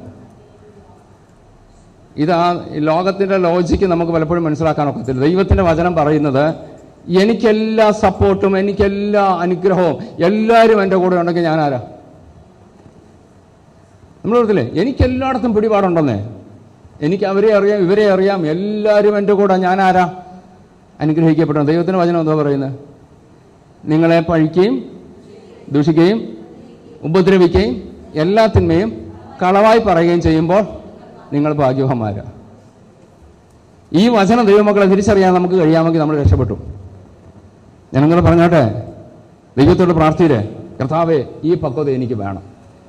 ഞാൻ വീണ്ടും പറയുന്നു, ഈ പക്വത ഉണ്ടോ ഭൗതികമായി ദൈവം ഉയർത്തും. ജോസഫിന്റെ വിദ്യാഭ്യാസത്തിന്റെ കൂടുതലല്ല താൻ ആ ടോപ്പ് ലെവലിൽ എത്തിയത്. ഒരുപക്ഷെ ഞാൻ ചിന്തിക്കുന്ന, ആ വീട്ടിൽ എല്ലാവർക്കും ഒരേ അന്നത്തെ കാലത്തെ വിദ്യാഭ്യാസം ഉണ്ടോ എന്ന് തന്നെ അറിഞ്ഞുകൂടാ. ഉണ്ടെങ്കിൽ എല്ലാവർക്കും എന്തെങ്കിലുമൊക്കെ ബേസിക് അടിസ്ഥാനപരമായി വല്ലതൊക്കെ കിട്ടിയിട്ടുണ്ടോന്നല്ലാതെ തന്നെ അപ്പുറത്തേക്കൊന്നും ആരും പോയിട്ടില്ല. എന്നാൽ അവരുടെ കൂട്ടത്തിൽ നിന്ന് ഒരുത്തനെ ദൈവം എങ്ങനെ ഉയർത്തിയത്? അവന്റെ ആത്മീയ പക്വതയാണ്, ആ നല്ല മനസ്സാണ് അവനെ ഉയർത്തിയതെങ്കിൽ ഇന്ന് പകൽ ദൈവമക്കളെ എത്ര പേർക്ക് പറയാൻ കഴിയും, കർത്താവേ എന്നെ ഉപദ്രവിച്ചവർ അവരുടെ മുമ്പിൽ ദൈവം എന്നെ ഉയർത്തുമ്പോൾ അവരോട് പഴയത് ഒന്നും പറഞ്ഞ് അവരെ വേദനിപ്പിക്കാൻ ഇടവരാതെ ദൈവം എന്നെ അയച്ചു എന്ന് പറയാൻ തക്ക ഒരു ആത്മീയ പക്വത എനിക്ക് തരണമേ. ഇന്ന് പകൽ എത്ര പേര് പ്രാർത്ഥിക്കും? എന്നിട്ട് പറഞ്ഞോട്ടെ, അറസ്റ്റ് ചെയ്യാനുള്ള അധികാരം കൊടുത്തപ്പോൾ വേണമെങ്കിൽ അറസ്റ്റ് ചെയ്യാം, പക്ഷെ അവിടെയും താൻ ചെയ്തൊരൊറ്റ കാര്യമേ ഉള്ളൂ, എന്റെ ഉയർച്ചയ്ക്ക് മുഖാന്തരമായവരെ ഞാൻ എങ്ങനെ അറസ്റ്റ് ചെയ്യുന്നത്? Yes, hallelujah. എന്നെക്കുറിച്ച് സകലതിന്മേയും കളവായി പറഞ്ഞതുകൊണ്ട് എനിക്ക് നഷ്ടമൊന്നും ഉണ്ടായില്ല. ഞാൻ അനുഗ്രഹിക്കപ്പെട്ടവനായി. ഞാൻ ഈ നിലവാരത്തിലെത്തിയത് സകലതിന്മേയും കളവായി പറഞ്ഞതുകൊണ്ടാ. പറഞ്ഞവർക്കായി സ്തോത്രമെന്ന് പറഞ്ഞ് ദൈവത്തിന് നന്ദി കരറ്റാൻ കഴിഞ്ഞെങ്കിൽ ഈ ദിവസങ്ങൾ ദൈവമക്കൾ നമുക്ക് അതിനുവേണ്ടി ഒന്ന് ആഗ്രഹിക്കാം. ഞാനൊരു ഭാഗം കൂടെ പറഞ്ഞ് അവസാനിപ്പിക്കുകയാണ്. ഈ ദർശനം എന്താ എന്ന് പറഞ്ഞവരുടെ മുമ്പിൽ ദൈവം ദർശനം വെളിപ്പെടുത്തിയോ? ചോദിക്കുന്ന ചോദ്യമുണ്ട്, ഇവൻ രാജാവാകുമോ? കുഴിയിലേക്കിടുമ്പോൾ അവർ പറയുന്നൊരു വാക്കുണ്ട്, ഇവന്റെ സ്വപ്നം എന്താകും, നമുക്കൊന്ന് കാണാം. അതിന്റെ അർത്ഥം ഇത്രയേ ഉള്ളൂ, എടാ നീ സ്വപ്നമൊക്കെ കണിതൊന്നും നടക്കാൻ പോകുന്ന കാര്യമല്ല. ഒന്ന് വായിക്കാമോ? 37-ാം അധ്യായത്തിലാണല്ലോ ആ സംഭവം. അവന്റെ സ്വപ്നത്തെ കാണുന്നത് 37-ാം അധ്യായത്തിലേക്ക് വന്നാണ്. ഉൽപ്പത്തി പുസ്തകം 37-ാം അധ്യായത്തിന്റെ 7ഉം 9ഉം വാക്യങ്ങളൊന്ന് വായിച്ചോ പ്രാരംഭത്തിൽ.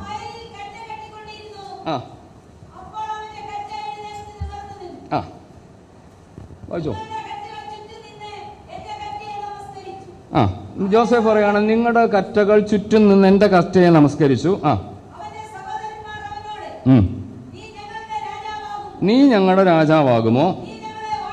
അവർ ചോദിച്ചു, നീ ഞങ്ങളുടെ രാജാവാകുമോ, നീ ഞങ്ങളെ വാഴുമോ? ഇനിയും 9-ാം വാക്യം കൂടെ ഒന്ന് വായിക്കാവോ? ആ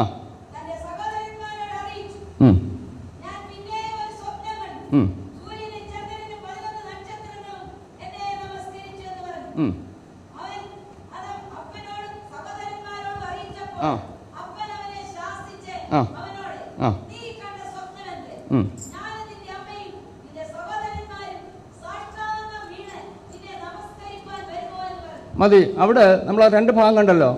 സഹോദരന്മാർ പുച്ഛിച്ചു, അപ്പന് ചോദിച്ചാൽ ഇതൊന്നും നടക്കുന്ന കാര്യമല്ല. ഇനിയും അതിൻ്റെ 20-ാം വാക്യം കൂടെ ഒന്ന് വായിച്ചേ.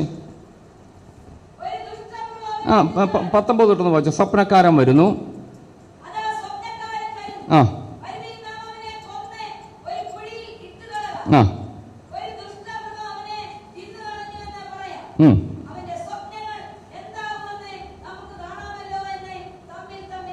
മതി. ഇനിയും 1 മിനിറ്റ് മനസ്സിലെത്തി ഒന്ന് ചിന്തിക്കണം. ഇപ്പം ഇവർ പറഞ്ഞത് സ്വപ്നം എന്താവും നമുക്കൊന്ന് കാണാം. അപ്പം പറഞ്ഞു, എടാ നീ വിവരക്കേട് പറയാതെ, ഞാനും അമ്മയും വന്ന് നിന്നെ നമസ്കരിക്കുമെന്നോ? സഹോദരൻ പറഞ്ഞു, നീ എന്നെ രാജാവാകാൻ പോകുന്നു. ഇവർ പറഞ്ഞു, സ്വപ്നം നമുക്ക് ദൈവം തീരുമാനിച്ചു എന്നാൽ കാണിച്ചിട്ടേ ഉള്ളൂ. ഞാനൊരു ധൈര്യത്തിൻ്റെ വാക്ക് പറഞ്ഞോട്ടെ. നിങ്ങളുടെ വിശ്വാസത്തെ, ദർശനത്തെ വെല്ലുവിളിച്ചവരുണ്ടെങ്കിൽ ഈ വചനത്തിൻ്റെ അടുത്തറ ഒന്നുകൊണ്ട് പറയാം, അവരെ ദൈവം കാണിക്കും നീ ആരാന്നുള്ളത്. ഒറ്റ കാര്യം ചെയ്താൽ മതി, നിങ്ങൾ വിശ്വാസനോടെ എങ്ങനെ നിന്നാൽ മതി. ചിലർ വെല്ലുവിളിക്കും, നീ നിൻ്റെ സ്വപ്നം, നിൻ്റെ ദർശനം, നിൻ്റെ ആത്മീയം ഒന്ന് കാണട്ടെ. ദൈവം പറഞ്ഞു, ഞാൻ കാണിക്കാം. ഇവർ പറഞ്ഞ ഒന്ന് കാണട്ടെ.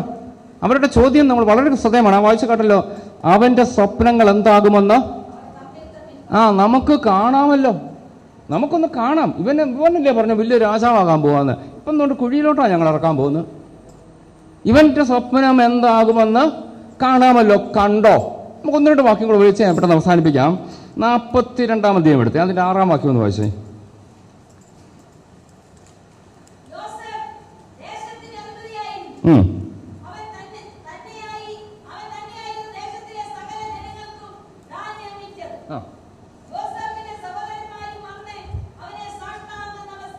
അപ്പോൾ അവിടെ സംഭവിച്ചെന്തുവാ? ആദ്യമായിട്ട് ഇവർ ധാന്യം വാങ്ങാൻ പോയപ്പോൾ ജോസഫിൻ്റെ സഹോദരന്മാർ വന്നേച്ച് ജോസഫിന് മുമ്പിൽ എന്താ ചെയ്തു? നമസ്കരിച്ചു. ഇവർ പറഞ്ഞത് എന്തുവാ? നമുക്കൊന്ന് കാണണം. ദൈവം പറഞ്ഞു, ഞാൻ കാണിച്ചു തരാം. ഇനിയും അടുത്തൊരു വാക്യം കൂടെ നോക്കാം. 43-ാം അധ്യായം എടുത്തേ, അതിൻ്റെ 26-ാം വാക്യം കൂടെ വായിച്ചു.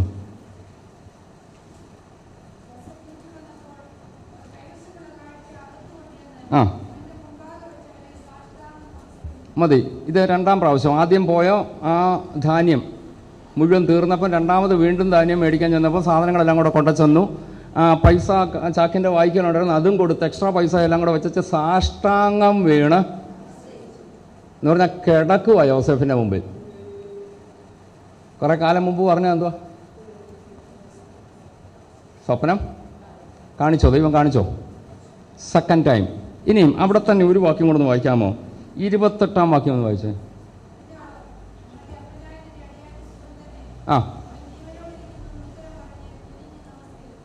അപ്പം ജോസഫ് ബെന്യാമീനും കൂടെ കൊണ്ടു ചെന്നിട്ടുണ്ട്. ഇതാണോ നിങ്ങൾ പറഞ്ഞ ഇളയ സഹോദരൻ? അപ്പൻ എങ്ങനെയുണ്ടോ? സുഖമായിരിക്കുന്നോ? ഇത് പറഞ്ഞപ്പം ആരുടെ മുമ്പിലാണ് ഇവർ നിൽക്കുന്നത്? അധിപതിയുടെ മുമ്പിലാ. യെസാർ എന്നും പറഞ്ഞ് എന്തോ ചെയ്തു? കുനിഞ്ഞ് 13 വർഷം മുമ്പ് പറഞ്ഞ എന്തോ? കാണട്ടടാ. ഇപ്പം ഞാൻ ഒരു ഭാഗം എഴുതിയിട്ടുണ്ട്. ഞാൻ ചിന്തിക്കുന്ന ജോസഫ് അങ്ങോട്ട് ഓരോന്ന് ചോദിക്കുമ്പോഴത്തേക്ക് ഇവരെന്തോ ചെയ്യുന്നുണ്ട്? തീർന്നില്ല. ഒരു ഭാഗം കൂടെ എടുത്താട്ടെ. 44-ാം അധ്യായം എടുത്തേ, 14-ാം വാക്യം വായിച്ചേ.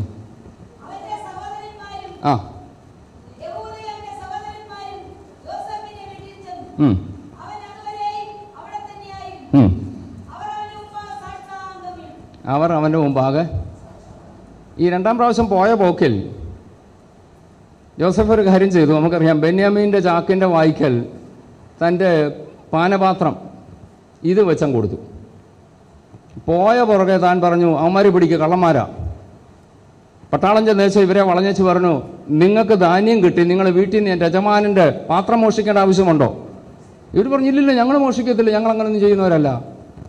ഓരോരുത്തരുടെ കെട്ടഴിക്കാൻ തുടങ്ങി. രൂപയും തൊട്ട് കെട്ടഴിച്ചു. 11 പേരുടെ ചാക്കിൽ ഒന്നുമില്ലാഞ്ഞപ്പോൾ ഇവർക്ക് വലിയ സന്തോഷമായി. 12ാമത്തെ ചാക്കഴിച്ചപ്പം ആ പാത്രം എവിടെയിരിപ്പുണ്ട്? ബെന്യാമീൻ്റെ ചാക്കിനകത്ത്. വരാൻ പറഞ്ഞു. അറസ്റ്റ് വാറണ്ടാ. അവിടെ ചെന്നേച്ച് ഇവരെല്ലാം കൂടെ കുമ്പിട്ട് ഒരൊറ്റ വീഴ്ചയും ഒരലർച്ചയും, അയ്യോ ഞങ്ങൾ കെട്ടതല്ല. വീണോ? ഇനി ഞാൻ ചോദിച്ചേ, കുഞ്ഞുങ്ങൾ എണ്ണിയോ എനിക്കറിഞ്ഞൂടെ എത്ര പ്രാവശ്യം വീണു? നിങ്ങൾ പറയണ്ട, ഇവർ പറയട്ടെ. ആരുടെ കാര്യമായല്ലേ?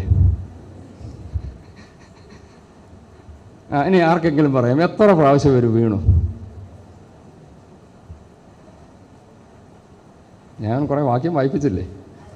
Yes, correct. 4 പ്രാവശ്യം ഇവർ വീണു. അപ്പോൾ നമുക്ക് വേണമെങ്കിൽ ന്യായമായി പറയാം, അത് ഇവർ ജോസഫാണെന്ന് വല്ലതും അറിഞ്ഞുകൊണ്ടാണോ? ഇവരിപ്പോൾ ആരുടെ മുമ്പിലാണ് വീണത്? അധിപതിയുടെ മുമ്പിലാണ്.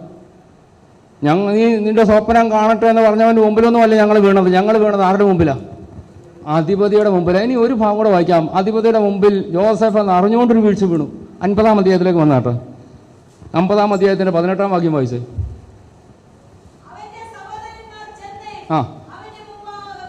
അവൻ്റെ സഹോദരന്മാർ ചെന്ന്, ഇതാ ചരിത്രം നമുക്കറിയാമല്ലോ, യാക്കോബിൻ്റെ മരണശേഷമാണ്. ജോസഫ് ഞാനാണെന്ന് വെളിപ്പെടുത്തി. യാക്കോബ് അവിടെ വന്നു. നമുക്ക് ആ ചരിത്രം അറിയാം. വീണ്ടും ചില വർഷങ്ങൾ യാക്കോബ് അവിടെ താമസിച്ചു. ഇവർക്ക് ഗോശൻ ദേശം അവകാശമായിട്ട് കൊടുത്തു.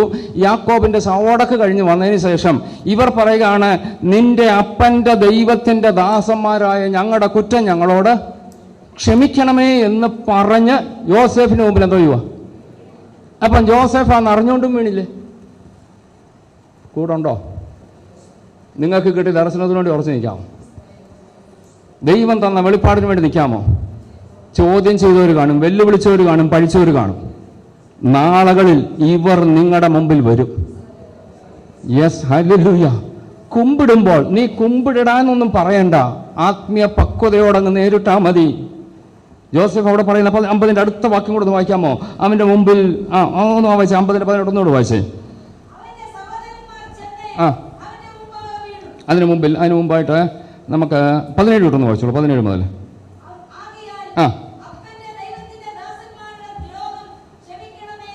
അവരുടെ വാക്കുകളൊക്കെ ശ്രദ്ധിച്ചോണം.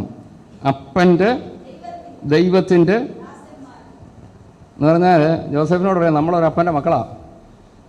അപ്പൻ ദൈവത്തെ സേവിച്ചതാ. നമുക്ക് ആ പാരമ്പര്യമുണ്ട്. അതുകൊണ്ട് അപ്പൻ്റെ ദൈവത്തെ ഓർത്ത്, കാരണം ഇവർക്ക് പ്രാഗൽഭ്യമില്ല എൻ്റെ ദൈവത്തെ ഓർക്കെന്ന് പറയാൻ. അപ്പൻ്റെ ദൈവത്തെ ഓർത്ത് അപ്പൻ്റെ ദൈവത്തെ ഓർത്ത് ഞങ്ങൾ ചെയ്തതൊക്കെ ഞങ്ങളോട് ക്ഷമിക്കണമേ. നേരത്തെ പറഞ്ഞ കാണട്ടടാ, ഇവൻ്റെ സ്വപ്നം കാണാമല്ലോ. ഇപ്പം പറയാ ഞങ്ങളോട് ക്ഷമിക്കണമേ. ഞാൻ പറഞ്ഞത് ആത്മീയ പക്വതയെക്കുറിച്ചാണ് പറഞ്ഞു വരുന്നത്. അടുത്ത വായിച്ചും വായിച്ചേ.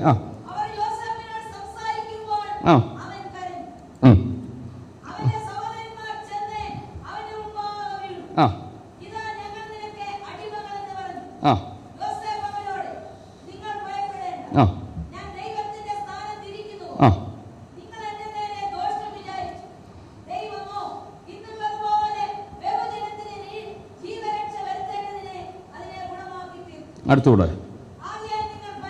ആകയാൽ നിങ്ങൾ ഭയപ്പെടേണ്ട. അവരോട് പറയുകയാണ്, നിങ്ങൾ പേടിക്കേണ്ട. എൻ്റെ വാക്കുകൂടെ അവസാനിപ്പിക്കും മുമ്പ് ഞാൻ ഓർപ്പിച്ചോട്ടെ, വെറുതെ അല്ല ഒരു വ്യക്തിയെ ദൈവം ഉയർത്തുന്നത്. ദൈവത്തോടൊന്ന് പ്രാർത്ഥിക്കാമോ? കർത്താവേ, സഹിപ്പാനും ക്ഷമിപ്പാനും എന്നെ ദ്രോഹിച്ചവരെ തക്ക മറുപടി കൊടുക്കാൻ എൻ്റെ അടുക്കൽ കിട്ടുമ്പോൾ അവരോട് ക്ഷമിക്കാനുള്ള മനസ്സെനിക്ക് തരാമോ? ദൈവത്തോടൊന്ന് ചോദിക്കാമോ? ഈ മനസ്സുണ്ടോ? ദൈവം നിങ്ങളെ ഭൗതികമായി ഉയർത്തും. ഞാൻ എൻ്റെ വാക്ക് ഇവിടെ അവസാനിപ്പിക്കുന്നു. ഒരു നിമിഷം കണ്ണുകളൊന്ന് അടയ്ക്കാമോ? നമ്മുടെ ഉള്ളത്തോട് നമ്മൾ തന്നെ ഒന്ന് ചോദിച്ചാട്ടെ. ഒരു ഇളക്കിപ്പെരുക്കത്തിൻ്റെ ഒരു വചന ശുശ്രൂഷയല്ല, ഞാനത് ആഗ്രഹിച്ചുമില്ല. നമ്മളെ ഒന്ന് പരിശോധിക്കാനായിട്ട് ഇന്ന് പകൽ ഏൽപ്പിച്ചു കൊടുക്കാമോ? എന്നെ വിറ്റതാ, പക്ഷെ ഞാൻ പറയണം ദൈവം അയച്ചതാ. Yes, hallelujah.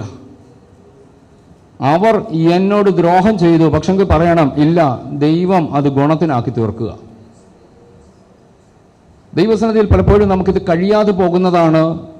നമ്മൾ ആഗ്രഹിക്കുന്ന ഉന്നതിയിലേക്ക് എത്താൻ കഴിയാതെ എവിടെയൊക്കെയോ തടഞ്ഞു നിൽക്കുന്നത്, ചില നന്മകൾ തടയപ്പെട്ട് കിടക്കുന്നത്, ബ്ലോക്കായിരിക്കുന്നതിൻ്റെ കാരണം ജഡത്തിലൂടെ ഞാൻ പലപ്പോഴും പലതിനെ കാണുന്നത്. എന്നോടിങ്ങനെ ചെയ്തെങ്കിൽ ഞാൻ അങ്ങോട്ടും അങ്ങനെ തന്നെ ചെയ്യും, അതിൻ്റെ ഇരട്ടി ഞാൻ ചെയ്യും. Yes, hallelujah. ഒരിക്കലും ദൈവമക്കളെ നമ്മൾ അങ്ങനെ ചിന്തിക്കരുത്. എനിക്ക് ദോഷം ചെയ്താലും ക്ഷമിക്കാൻ കർത്താവേ എനിക്ക് കൃപ തരണമേ. എന്നെ പരിഹസിച്ചോട്ടെ, എന്നെ അവർ വിറ്റോട്ടെ, എനിക്കവർ വിലയിട്ടോട്ട്, തീരെ നിസ്സാര വിലയ്ക്ക് എന്നെ അവർ വിറ്റോട്ട്, എനിക്ക് വിലയില്ലെന്നവർ പറഞ്ഞോട്ട്. പക്ഷെങ്കിൽ ദൈവം എനിക്കൊരു ദർശനം തന്നിട്ടുണ്ടെങ്കിൽ എന്നെ ദൈവം ആ നിലവാരത്തിലെത്തിക്കും. ഇന്ന് പകല ബോധ്യമുള്ളവർ ഒരു നിമിഷം ദൈവത്തോടൊന്ന് പ്രാർത്ഥിക്കാമോ? ഞാൻ പൂർണ്ണമായിട്ട് വിശ്വസിക്കുന്നു, വെറുതെ ഒരാലോചന ദൈവം തരത്തില്ല. ഇതിൻ്റെ പിന്നിൽ ദൈവത്തിന് ആരോടൊക്കെയോ വ്യക്തിപരമായി സംസാരിക്കാനുണ്ട്. നിങ്ങളെ ഉയർത്താൻ ദൈവത്തിന് പദ്ധതിയുണ്ട്. ഒന്നുകൂടെ പറഞ്ഞോട്ടെ, നിന്റെ തലമുറയെ മാനിക്കാൻ ദൈവത്തിന് പദ്ധതിയുണ്ട്. ഇന്നായിരിക്കുന്ന അവസ്ഥയിൽ നിന്ന് ഒരു ഉന്നതമായ അവസ്ഥയിലേക്ക് നിങ്ങളെ കൊണ്ടെത്തിക്കാനുള്ള ദൈവത്തിന് പദ്ധതിയുണ്ട്. എന്നാൽ ഈ പക്വത എനിക്ക് വന്നിട്ടുണ്ടോ? Yes, hallelujah. അവർ അതും ഇതുമൊക്കെ ചെയ്ത് എന്നെ ഒത്തിരി ദ്രോഹിച്ചതാ. എനിക്കൊരവസരം കിട്ടട്ടെ, ഞാൻ അതിൻ്റെ 10 മടങ്ങ് ചെയ്യുമെന്നല്ല പറയേണ്ടത്. ആ സഹോദരന്മാർക്ക് വേണമെങ്കിൽ ദ്രോഹം ചെയ്യാൻ, വീണ്ടും ഞാൻ ആ വാക്ക് ആവർത്തിച്ചോട്ടെ, പ്രഭുക്കന്മാരെ പോലും അറസ്റ്റ് ചെയ്യാനുള്ള അധികാരം ഈ ജോസഫിന് കിട്ടിയപ്പോൾ തന്നെ ദ്രോഹിച്ചവരെ അറസ്റ്റ് ചെയ്യാതെ ക്ഷമിച്ച ആത്മീയ പക്വത, മനസ്സാണ് തന്നെ ആ കസേരയിൽ എത്തിച്ചതെങ്കിൽ ഈ പകൽ നമുക്ക് ദൈവത്തോട് പ്രാർത്ഥിക്കാൻ, കർത്താവേ, ചിലരോടൊക്കെ ചിലതിനോടൊക്കെ ചില സംഭവങ്ങളെ എൻ്റെ മനസ്സിൽ നിന്ന് എടുത്തു മാറ്റുവാൻ, ആ ഭാരം എടുത്തു മാറ്റുവാൻ, ഭാരവും കൊണ്ട് ഓടാനല്ല കർത്താവ് എന്നെ വിളിച്ചത്, ഭാരമില്ലാതെ ഓടാനാണ്. കൃപ, ദൈവകൃപ, ഹല്ലേലൂയ. നമുക്ക് ദൈവത്തോട് അങ്ങനെയൊന്ന് പ്രാർത്ഥിക്കാം. എബ്രായ ലേഖനത്തിൽ 12-ാം അധ്യായത്തിൽ വായിക്കുന്നൊരു വചനമുണ്ടല്ലോ, സകല ഭാരവും മുറുകെ പറ്റുന്ന പാപവും വിട്ട് ലക്ഷ്യത്തിലേക്കും ഓടണമെങ്കിൽ ഭാരമില്ലാതെ ഓടണം. നിത്യതയെ ലാക്കാക്കി ഓടുന്ന ദൈവമക്കളെ, നമുക്ക് ദൈവത്തോട് പറയാം, കർത്താവേ, ഈ ദിവസങ്ങളിൽ ഭാരമില്ലാതെ ഓടാനുള്ള കൃപ എനിക്ക് തരണമേ. Yes, hallelujah. ഒന്നുകൂടെ ആ വാക്ക് ഞാൻ ആവർത്തിച്ച് പറഞ്ഞോട്ടെ, ഭാരമില്ലാതെ ഓടിയാൽ നിനക്ക് എത്തേണ്ടിടത്ത് എത്തേണ്ട സമയത്ത് എത്താൻ കഴിയും. നീ ഭാരവും വെച്ചുകൊണ്ട് ഓടിയാൽ നിന്റെ യാത്ര ക്ഷീണിക്കും, മുന്നോട്ട് പോകാൻ പറ്റത്തില്ല. ആത്മീയ ജീവിതത്തിൽ തകരാൻ, വീണു പോകാനൊക്കെ സാധ്യതയുണ്ട്. ദൈവത്തോട് പറയാൻ, കർത്താവേ, ഇല്ല, ഭാരമില്ലാതെ ഓടാനുള്ള കൃപ എനിക്ക് തരണമേ. എല്ലാ പ്രിയപ്പെട്ട ഒരു നിമിഷം ഒന്ന് പ്രാർത്ഥിച്ചാട്ടെ. കൃപ, ദൈവകൃപ, ഹല്ലേലൂയ. കർത്താവേ, എന്നെ വിറ്റവരെ നോക്കിക്കൊണ്ട്, എന്നെ ഉപേക്ഷിച്ചവരെ നോക്കിക്കൊണ്ട്, നിങ്ങളല്ല അത് ചെയ്തത്, ദൈവം എന്നെ അയച്ചതാ. Yes, hallelujah, hallelujah. തന്നെ ജയിലിലാക്കാൻ കാരണമായ പൊത്തിഫേറിന്റെ ഭാര്യയെ വേണമെങ്കിൽ തനിക്ക് ജയിലിലാക്കാം. പക്ഷെങ്കിൽ താൻ അതിന് മുതിർന്നില്ല. താൻ പറഞ്ഞത് ഇത്രയേ ഉള്ളൂ, എൻ്റെ സഹോദരന്മാരെന്നെ വിറ്റതുകൊണ്ട്, ഞാൻ പൊട്ടക്കുഴിയിൽ വീണതുകൊണ്ട്, ഞാൻ കാരാഗ്രഹത്തിൽ അടയ്ക്കപ്പെട്ടതുകൊണ്ട്, എൻ്റെ ഭാവി ദൈവം ഏറ്റവും ഭാസുരമാക്കി അതിനുവേണ്ടി ഉപകരിക്കപ്പെട്ടവരെ ഓർത്ത് ഞാൻ ദൈവത്തിന് സ്തോത്രം ചെയ്യുന്നു. പഴിക്കുകയും ഉപദ്രവിക്കുകയും നിന്ദിക്കുകയും ചെയ്തപ്പോൾ, സകലതിന്മയും കളവായി പറഞ്ഞപ്പോൾ ഞാനൊരു ഭാഗ്യവാനായി മാറിയത് ആരൊക്കെയോ എനിക്കെതിരെ എന്തൊക്കെയോ ചെയ്തത് കൊണ്ട് അത് എൻ്റെ നന്മയ്ക്ക്, ഉയർച്ചയ്ക്ക് കാരണമായെങ്കിൽ ഇന്ന് പകൽ ഞാൻ ആവർത്തിച്ചു പറയുന്നു, ദൈവമക്കളെ, ഈ ആത്മീയ പക്വതയ്ക്ക് വേണ്ടി ഒന്ന് പ്രാർത്ഥിക്കാമോ? Yes, hallelujah, hallelujah. ഈ ആത്മീയ പക്വത പ്രാപിച്ചെടുക്കാമോ? ഞാൻ ആവർത്തിച്ചോട്ടെ, നിന്നെ ഭൗതിക മേഖലകളിലും ഉയർത്താൻ എൻ്റെ ദൈവം മതിയായവനാ. നമുക്കതിനു വേണ്ടി ഒരു വലിയ സമർപ്പണത്തോട് ഇന്ന് പകൽ ദൈവത്തോട് പ്രാർത്ഥിക്കാം, കർത്താവേ, ഞങ്ങൾക്ക് അതിനാവശ്യമായ കൃപ തരണം, അതിനാവശ്യമായ കർത്താവേ അഭിഷേകം തരണം, അതിനാവശ്യമായ ഒരു മനസ്സ് തരണം. കർത്താവേ, പലതും ഞങ്ങൾ മനസ്സിൽ വെച്ചുകൊണ്ട് ഭാരവും എടുത്തുകൊണ്ട് ഓടുന്നവരാണ്. എന്നാൽ കർത്താവേ, ഭാരമില്ലാതെ ഓടാൻ ഞങ്ങൾക്ക് കൃപ തരണമേ, ഞങ്ങളെ മാനിക്കണമേ. അതിനുള്ള പക്വത എനിക്ക് തരണം കർത്താവേ, അതിനുള്ള അഭിഷേകം എനിക്ക് തരണമേ ദൈവത്തോട് പ്രാർത്ഥിക്കാം. തീർച്ചയായിട്ടും പ്രാർത്ഥിച്ചാൽ ദൈവം നമുക്കതിന് അവസരം തരും. ഞാനൊരു വാക്കൂടെ കടന്നു പറഞ്ഞോട്ട്, 2 വർത്താനം പറഞ്ഞിട്ട് പിന്നെ ഞാൻ ക്ഷമിച്ചോളാം, അത് ക്ഷമയല്ല. ഇത്രയും ചെയ്തവരോട് ഒന്നും പറയാതിരുന്നാൽ എങ്ങനെ? ദൈവമക്കളെ, ഉയർച്ചയ്ക്ക് തടസ്സം അതാ. യോസേഫിന്റെ ഉയർച്ച കിട്ടിയത് കൈക്ക് കിട്ടിയപ്പോൾ 2 വർത്താനം പറയാനൊന്നും പോയില്ല. അതുപോലൊരു മനസ്സിന് വേണ്ടി ഒന്ന് ആഗ്രഹിക്കാമോ? നിങ്ങളായിരിക്കുന്ന ഏതെങ്കിലും മേഖലകളിൽ, ഒരുപക്ഷെ ബന്ധുക്കളാകാം, കൂടെ ജോലി ചെയ്യുന്നവരാകാം, അയൽവാസികളാകാം, ആരുമാകട്ടെ, എന്നെ എവിടെയൊക്കെയോ വിറ്റവർ കാണും, ഉപേക്ഷിച്ചവർ കാണും, തള്ളിക്കളഞ്ഞവർ കാണും. ജോസഫിനെ പോലെ അവരോടൊന്ന് ക്ഷമിക്കാൻ കഴിയുമോ? Yes, hallelujah. വചനത്തിന്റെ അടിത്തറയിൽ നിന്നുകൊണ്ട് ഈ വചനം ഉയർത്തിപ്പിടിച്ചുകൊണ്ട് ഞാൻ ഗ്യാരണ്ടി ചെയ്ത് പറയുന്നു, നിങ്ങളെ ഉയർത്താൻ എൻ്റെ ദൈവം മതിയായവനാണ്. Yes, hallelujah. നമുക്കതിനു വേണ്ടി ആഗ്രഹിക്കാം, ദൈവത്തോട് പ്രാർത്ഥിക്കും. അതിനുള്ള കൃപ കർത്താവ് തരട്ടെ എന്നുള്ള പ്രാർത്ഥനയോട് ഞാൻ വാക്കുകൾക്ക് ഇവിടെ വിരാമം കൊടുക്കുന്നു. കർത്താവ് നമ്മളെ ഇവരെയും സഹായിക്കുകയും അനുഗ്രഹിക്കുകയും ചെയ്യുമാറാകട്ടെ.